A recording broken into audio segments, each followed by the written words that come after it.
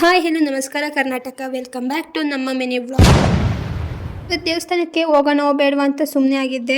Time ಆಯಿತು ಬೇಡ ಅಂದ್ಕೊಂಡು ಸುಮ್ಮನೆ ಆದೆ.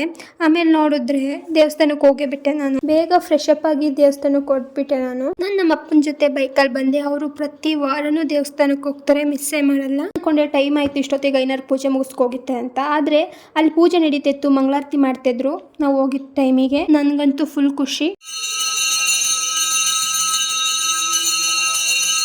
ಪೂಜೆಯೆಲ್ಲ ಮುಗಿಸ್ಕೊಂಡು ಪ್ರದಕ್ಷಿಣೆ ಹಾಕಿ ದೇವ್ರ ಹತ್ರಕ್ಕೆ ಬಂದೆ. ನೋಡಿ ನಮ್ಮಪ್ಪ ಹೆಂಗ್ ಕೂತಿದ್ದಾರೆ ಜಪ ಮಾಡ್ಕೊಂಡು. ಪ್ರಸಾದ ಕೊಟ್ರು, ಪ್ರಸಾದನ ದೇವ್ರಿಗೆ ತೋರಿಸಿ ತಿಂದೆ.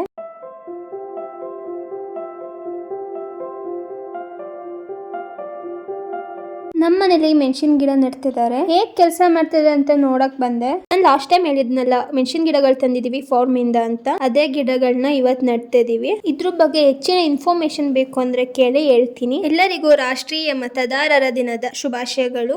ಯಾರ್ಯಾರೆಲ್ಲ 18+ ಇದೀರಾ, ನಿಮ್ಮ ಹತ್ರ ವೋಟರ್ ಐಡಿ ಇಲ್ಲ ಅಂದ್ರೆ ವೋಟರ್ ಐಡಿ ಮಾಡಿಸ್ಕೊಳ್ಳಿ. ಇದು ನಮ್ಮ ಹಕ್ಕು. ವೋಟರ್ ಐಡಿ ಮಾಡಿಸ್ಕೊಳಕ್ಕೆ ನಾವು ಸೈಬರಿಗೆ ಹೋಗ್ಬೇಕು, ಬೇರೆಯವರಿಗೆ ಅರ್ಜಿ ಕೊಡ್ಬೇಕು ಅಂತ ಏನಿಲ್ಲ.